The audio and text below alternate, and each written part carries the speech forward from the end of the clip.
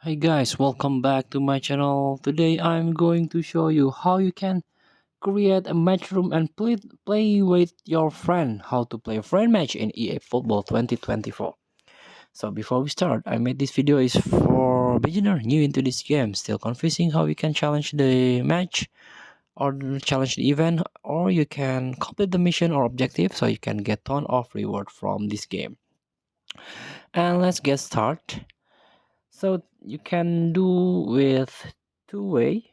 The first one is the authentic. Tap it. So this is the middle one. Friend match. Create a match room and play online matches here. Create 1 versus 1 match room. Tap. You can set the password. If you want not, you can tap the create. So you have to wait. And this is match room. Match room settings. This is the password. If you want to add a password, and this is match setting. You can adjust, you can edit the match setting here. For example, match type standard or golden goal rule.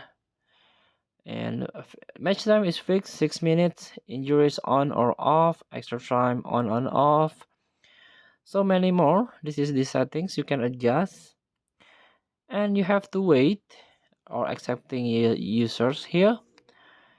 And try to this one, your opponent have to search this number, the match room number.